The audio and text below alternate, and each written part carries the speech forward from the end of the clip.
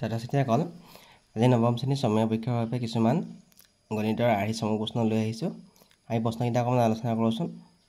প্ৰথম প্ৰশ্ন দিছে 108ৰ ঘনমূল আৰু 686ৰ ঘনমূলৰ পূৰণফলৰ মান কোনটো হ'ব সুধিছে। ABCD ইয়াৰ অপশ্যন দিয়া আছে। আমি যদি 108ক মৌলিক উৎপাদত প্ৰকাশ কৰোঁ 2 × 10 4 × 8 27 3 কাৰণ 2 স্কোৱাৰ ইনটু 3 কিউব হ'ব। আৰু 686ক আমি মৌলিক উৎপাদত প্ৰকাশ কৰোঁ 2 × 6 2 4 × 8 2 × 6 তাৰমানে 7/3 ইনটু 2 হ'ব। এতিয়া 108ৰ ঘনমূল আৰু 686ৰ ঘনমূল আমি আমি এনেকৈ লিখিব পাৰোঁ 108 কে লিখিব পাৰোঁ 686 ইনটু 1/3 কে লিখিব পাৰোঁ। আমি জানো যে a⁴m ইনটু b⁴m = ab⁴m হয়। যদি ইয়াৰ সূচকটো একে থাকে তলৰ বেছকেইটা পূৰণ হৈ যাব। ইয়াত আমি চাওঁ সূচককেইটা একে আছে, গতিকে বেছকেইটা পূৰণ হ'ব 108 ইনটু 686 1/3। এতিয়া আমি 108 মানে পাইছোঁ 2 স্কোৱাৰ ইনটু 3 কিউব, 686 মানে পাইছোঁ 7/3 ইনটু 2, ইয়াৰ পৰা 1/3 আছে।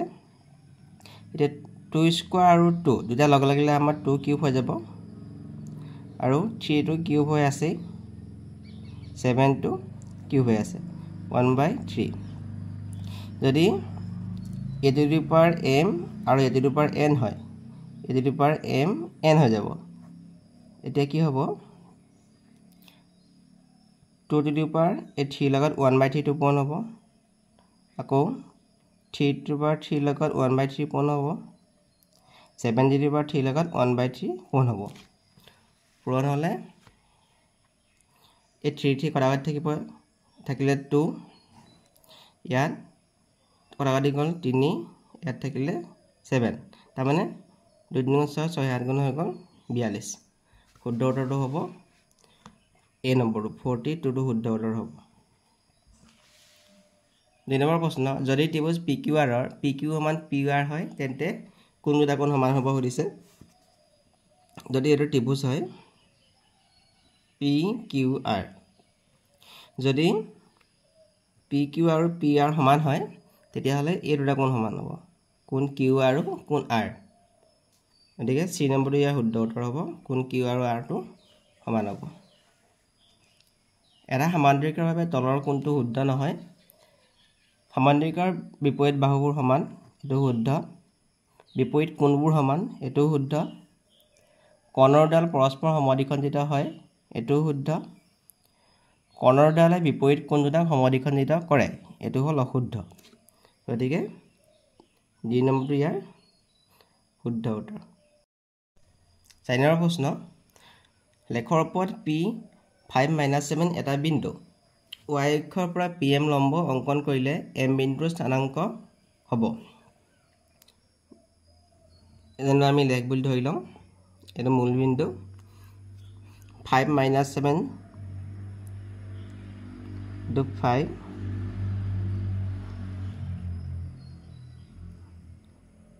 5-7 বিন্দু জানিবা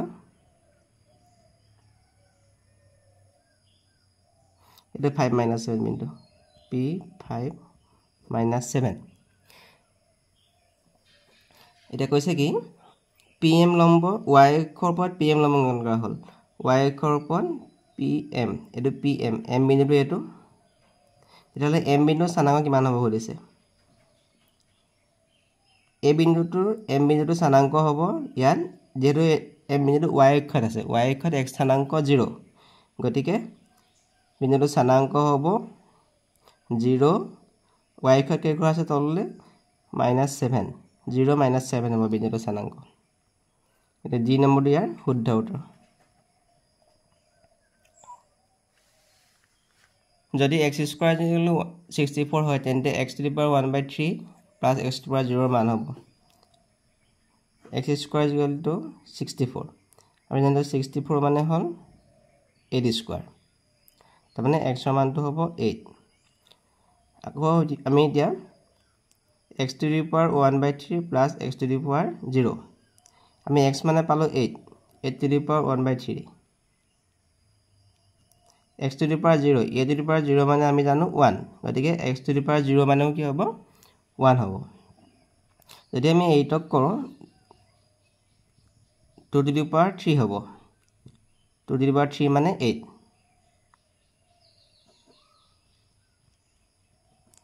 এটা কি হ'ব 2 to the power 3 into 1 by 3 হৈ যাব plus 1 3 ৰে কটাকটি গল থাকিলে 2 2 plus 1 মানে হ'ব 3 সিনোমডিয়াৰ শুদ্ধ উত্তৰ স্তম্ভ p ৰ সংখ্যাবোৰৰ p by q ৰূপ স্তম্ভ q ত দিয়া আছে শুদ্ধ ক্ৰমটো বাছি উলিয়াওক আমি চাওঁ 0.25 কৰিলে হ'ব 1 by 4 ইয়াৰ মান 1 by 4 মান 0.25 গতিকে এটো মিলিব ইয়াত 0.66 তো পৰৱৰ্তী সংখ্যা আছে গতিকে এটো মিলিব 2 by 3 তাৰপিছত 1.3 তিনিটো মনোবনে গতিকে এটো মিলিব 2 নম্বৰত মিলিব 4 নম্বৰটো মিলিব C2 গতিকে শুদ্ধ ক্ৰমটো হ'ব 1b 2a 1b 2a 3d 4c গতিকে a নম্বৰটো ইয়াৰ শুদ্ধ উত্তৰ হ'ব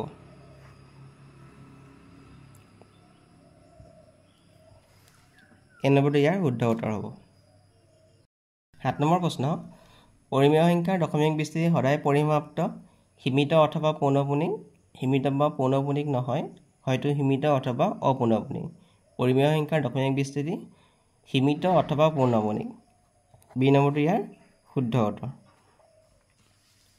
কাষৰ চিত্ৰত l সমান্তৰাল m p তিৰ্যক তলৰ কোনটো শুদ্ধ নহয় l আৰু m সমান্তৰাল p তিৰ্যক বুলি কৈছে কোনটো শুদ্ধ নহয় কোন 1 আৰু কোন 5 অনুৰূপ কোণ আমি যদি চাওঁ কোন 1 আৰু কোন 5 অনুৰূপ কোণ একেটা কোণ অনুৰূপ কোণ হয় তাহলে চাওঁ কোন 2 আৰু কোন 4 বিপৰীতভিক্ষক কোণ কোন 2 আৰু কোন 4 বিপৰীতভিক্ষক কোণ একেটা বিপৰীতভিক্ষক কোণ হয় কোন 4 আৰু কোন 5 যোগফল 180 ডিগ্ৰী কোন 4 আৰু কোন 5 ৰ যোগফল 180 ডিগ্ৰী কাৰণ ইহঁতৰ ত্ৰিজ্যকৰ একেফালৰ অন্তকোণ কোন 4 আৰু কোন 5 ৰ যোগফল 180 ডিগ্ৰী হ'ব তেনেকে কোন 3 আৰু কোন 6 ৰ যোগফল 180 ডিগ্ৰী হ'ব কাৰণ এই দুটা ত্ৰিজ্যকৰ একেফালৰ অন্তকোণ এটো শুদ্ধ তাৰছত কৈছে লাষ্টটো কৈছে কোন 2 আৰু কোন 5 অন্তঃএকান্তৰ কোণ কোন 2 আৰু কোন 5 এটো অন্তঃএকান্তৰ কোণ নহয় অন্তঃএকান্তৰ কোণ ইয়াত হ'ব কোন 3 আৰু কোন 5 অন্তঃএকান্তৰ কোণ কোন 4 আৰু কোন 6 অন্তঃএকান্তৰ কোণ গতিকে ডি নম্বৰটো ইয়াৰ ভুল উত্তৰ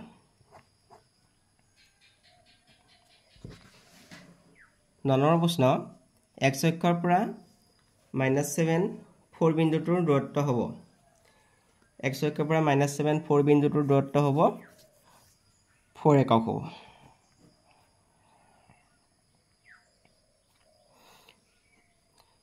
10 নম্বৰ প্ৰশ্ন সমবাহু ত্ৰিভুজৰ প্ৰতিটো কোণৰ মান 60 ডিগ্ৰী চি নম্বৰটো ইয়াৰ শুদ্ধ উত্তৰ Please subscribe and share my videos.